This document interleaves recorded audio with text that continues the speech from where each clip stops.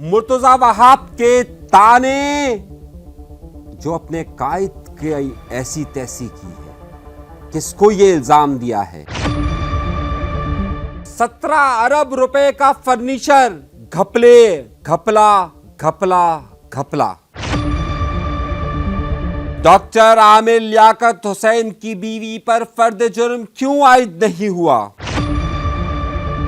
اب ڈیم بھر گیا، اب ایک اور سیلاب آئے گا۔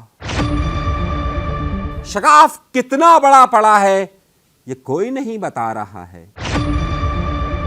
اپنے پروگرام کا باقاعدہ آغاز کرنے سے پہلے آج ایک بار پھر بڑی اہم خبروں کے ساتھ آپ کے ساتھ شریک گفتگو ہوں، لیکن ان سب سے پہلی درخواست ہمیشہ آپ سے کرتا ہوں کہ اگر آپ نے چینل سبسکرائب نہیں کیا تو سبسکرائب کا بٹن ضرور دبائیے، کوئی لاپتہ نہیں کرے گا۔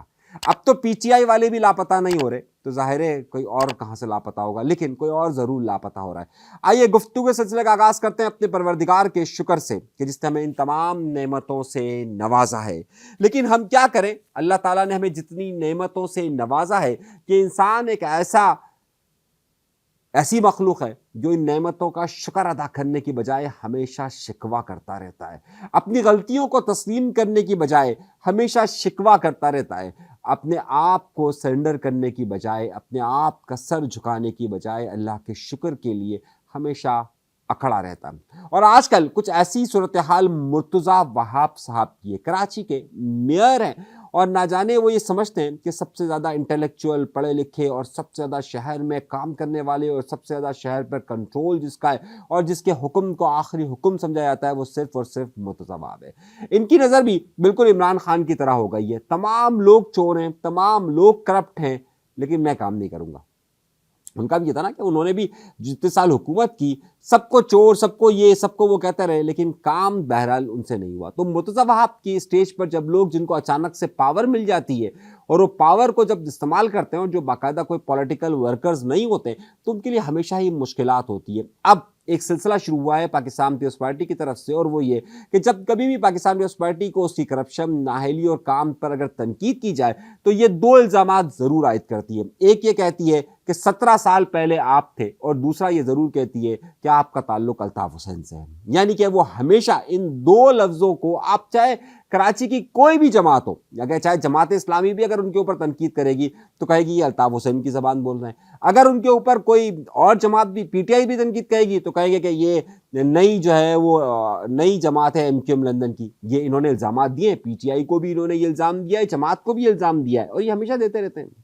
اب بھی پھر ایسے ہوا ہے جب لوگوں نے ان کو آئینہ دکھانے کی کوشش کی کہ جناب والا آپ کم از کم اپنے قائد کی تو ترجمانی کر دیتے، قائد کے نام کی لاج رکھ دیتے۔ آپ نے اس کو کہا شاہراہ بھٹو، اور جب شاہراہ بھٹو آپ نے کہا ہے تو کم سے کم اس نام کی لاج رکھتے، اور نام کی لاج رکھ کر یہ کر دیتے کہ شاہراہ بھٹو کا ہی بہتر بنا لیتے، لیکن ظاہر ہے وہ بھی آپ سے کام نہیں ہو سکتا ہے۔ اب آپ یہ کہتے ہیں، اب انہوں نے کہا مرتضی وہاب نے، اب یہ سلسلہ شروع ہوا ہے، تو اب آپ کو یاد ہے کہ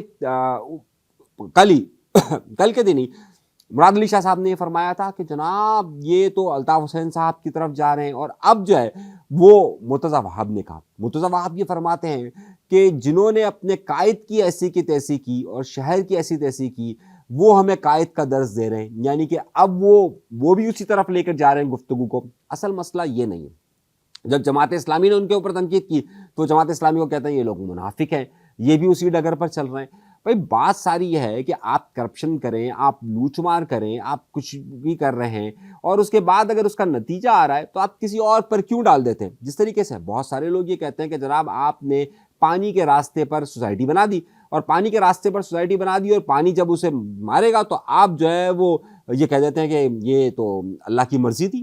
بھائی غلطی آپ نے کی ہے، آپ اس کے قصوروار ہیں، آپ نے سستے مکانات کے چکر میں کیا، یہاں پر کرپشن ہوئی، لیکن آپ کہتے ہیں یہ ٹھیک ہے تو آپ کی مرضی ہے۔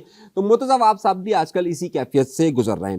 تو یہ ایک سلسلہ ہے، تو اسے کوئی نئی چیز نہ سمجھا جائے۔ یہ مراد علی شاہ ہو، سعید غنی صاحب ہو، بلال بھٹو داری صاحب ہو، یہ ایک ہمیشہ سے امیج رہا ہے کہ حکومت جب کبھی بھی اپنی ناکامی ہوتی ہے تو الزام دوسروں پر ڈال دیتی ہے، اور ان کا بیسٹ اور فیوریٹ پنچنگ پوائنٹ جو ہے وہ، کیونکہ ابھی خود اتنے طاقتور نہیں ہے کراچی شہر کے اندر، الطاف حسین صاحب وہ بہترین ان کے پنچنگ پوائنٹ ہوتے ہیں۔ اگلی خبر کی طرف چلتے ہیں، اور सिंध का एक ही ऐसा मकाम है कि जिसे बाकायदा बड़ी तफरीह के तौर पर या बड़ा ही अहम करार दिया सकता है, और वो है गोरख हिल।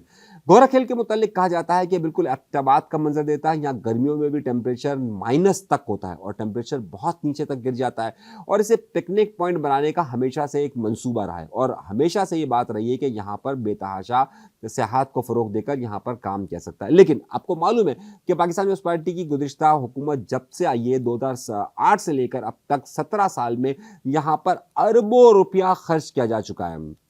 गुज़िश्ता रोज पब्लिक अकाउंट कमेटी की मीटिंग हुई, और पब्लिक अकाउंट कमेटी की मीटिंग की सरबराही भी पाकिस्तान पीपल्स पार्टी के रहनुमा निसार खोड़ो ने की। अब जो वहां पर पैराए दिए गए और जब मामलात देखे गए तो 2023 और 2024 की जो ऑडिट रिपोर्ट दी गई वो इंतहाई भयानक थी।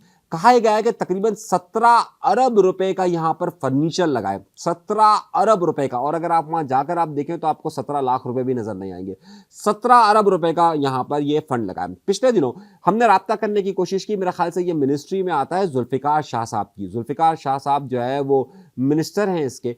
हमने इनसे राब्ता करने की कोशिश की, लेकिन आपको मालूम है कि कुछ बड़े लोग हैं ये, और बड़े लोग बड़े मामलात होते हैं। अभी पिछले दिनों जब इन्होंने ठेके का मसला चला था, उस वक्त जुल्फिकार शाह ने एतराज़ किया था, और उसके बाद जुल्फिकार शाह खामोश हो गए और उन्हीं लोगों को ठेके दे दिए गए थे। तो अब जुल्फिकार शाह से हम यही बात पूछना चाह रहे थे कि जनाब ये गोरख हिल का मसला ज़रा बताइए तो सही आप, कि ये तो आपके अंडर में रहा। मेरा ख्याल से जुल्फिकार शाह ही मिनिस्टर थे इसके। मैं फिर भी तस्दीक कर रहा हूँ, मैंने कोशिश की थी उनसे राब्ता करने की, लेकिन बड़े लोग हैं आजकल, क्योंकि बड़ी बड़ी जगहों पर बैठ रहे हैं, तो खैर पकड़ लेंगे इनको भी, इनसे भी गुफ्तगू करेंगे और इनसे सवाल ये ज़रूर पूछेंगे कि मामला क्या। अब पब्लिक अकाउंट कमेटी की मीटिंग के अंदर इस बात को बताया गया, और वहाँ पर जितने अफसरान थे उन्होंने ऑडिट रिपोर्ट दी नहीं। सबसे बड़ा मसला ये चल रहा है कि जनाब आप जब ये मामला आपकी खुद अपनी जमात के रहनुमा पब्लिक अकाउंट कमेटी के सरबराह और सूबा सिंध के सदर हैं निसार खोड़ो साहब, और पब्लिक अकाउंट कमेटी के सरबराह हैं, और उनके पास ही जब तराइज पहुँच रहे हैं और जब चीज़ें पहुँच रही है, और उनको ही जब वो खुद एक हुकूमत का सरबराह यानी सिंध के सदर हैं वो, और उन्हीं की जमात की हुकूमत अगर मौजूद हो, और वही अगर करप्शन के उन्हीं के ऊपर चार्जेस आ रहे हो और उन्हीं के ऊपर ऑडिट पेराज निकल रहे हो, तो आप सोचिए कि अगर अपोजिशन बैठ जाती, आप public account committee Tehreek Insaf को दे दीजिए, तहरीक इंसाफ के भी मेंबर्स अच्छे खासे, जमात इस्लामी का एक मेंबर है पब्लिक अकाउंट कमेटी, उसे दे दीजिए, आप एमक्यूएम को दे दीजिए। आप यकीन मानिए इतनी चीज़ें निकलेगी। जब निसार खोड़ो जैसे आदमी के पास इतनी चीज़ निकल रही है, तो इस सिंध हुकूमत की करप्शन की कहानियाँ कहाँ से कहाँ निकलेगी। लेकिन ये भी आप देखिए, गोरख हिल आबाद हुआ हो ना हुआ हो, 17 अरब रुपए का फर्नीचर ही पता नहीं कितने लोगों को आबाद कर चुका होगा। 17 करोड़ रुपए का तो रिकॉर्ड ही मौजूद नहीं है। सॉरी, फर्नीचर पर 3 अरब रुपए खर्च हुए, 17 अरब मैं कह रहा हूँ, लेकिन टोटल ओवरऑल जो है वो 17, मेरी यहाँ से गलती हुई है, और मैंने अब देखा तो 3 अरब रुपए इस पर सिर्फ फर्नीचर पर खर्च हुए हैं। 17 करोड़ रुपए का रिकॉर्ड ही नहीं मिल रहा, और टोटल 17 अरब रुपए जो है वो गुज़िश्ता 20 सालों के अंदर इस जगह पर खर्च हो चुके हैं, मुख्तलिफ प्रोजेक्ट्स के नाम पर, मुख्तलिफ सड़क के नाम पर, मुख्तलिफ चीज़ों के नाम पर, और 3 अरब रुपए का फर्नीचर ही पता नहीं कहाँ चला गया। अब आप सोचें 3 अरब रुपए का फर्नीचर किसे कहते हैं।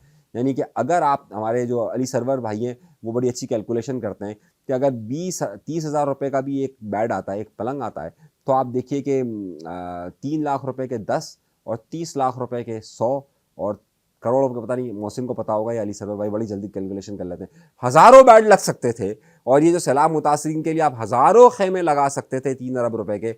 लेकिन कौन पूछता है, कौन जीता है तेरे जुल्फ के सरोने तक। अगली खबर की तरफ आइए। डॉक्टर आमिर लियाकत हुसैन के केस पर आजकल हमारी बहुत ज़्यादा निगाह है, और डॉक्टर आमिर लियाकत हुसैन के केस पर इसलिए हमारी निगाह बहुत ज़्यादा थी क्योंकि आज उन्हें अदालत में पेश होना था। जो डॉक्टर आमिर लियाकत हुसैन की तीसरी बेगम है कि जिसने वो वीडियोस लीक की थी जिन पर शक है, उन पर आज फर्द जुर्म आयद किया जाना था, इसलिए वो अपने शौहर के, नए शौहर के बगैर आज अदालत में आई थी। नए शौहर के बगैर, समझ रहे हैं ना, जिसका नए शौहर का मैंने एक पूरा व्लॉग किया है, आपने देखा होगा कि जिसमें मैंने बताया कि उसके नए शौहर का सॉफ्टवेयर कैसे अपडेट हुआ है, और जो उनकी शादी की सालगिरह थी उसमें जो मुजरा करवाया गया था, उसके बाद जो पंजाब हुकूमत ने उनको पकड़ा। ये देखिए पंजाब हुकूमत कैसी है, फ़ौरन सॉफ्टवेयर अपडेट हुआ। एक सिंध हुकूमत है कि जनाब यहाँ पर बाकायदा डॉक्टर आमिर लियाकत हुसैन का केस चल रहा है, ये इनके ऊपर फर्द जुर्म आयद करनी है, प्रोसिक्यूशन ही इतनी कमज़ोर है। क्या कह सकते हैं इस पर। अब आज उनको वो अदालत में पेश हुई, बिल्कुल बन ठन कर, बिल्कुल उसी तरीके से पेश हुई वो, और अब उन पर फर्द जुर्म आज आयद नहीं की सकी, और इसकी समाअत जो है वो 18 सितंबर तक मुलतवी कर दी गई है। اب یہ ظاہر ہے پنجاب حکومت اور پنجاب کی عدلیہ کا ایک الگ معاملہ ہے، سندھ کی حکومت اور سندھ کی عدلیہ آپ کو پتہ ہے چلتی کیسے، مقدمے گزرتے رہتے ہیں، پروسیکیوشن اپنا کیس نمٹاتا رہتا ہے.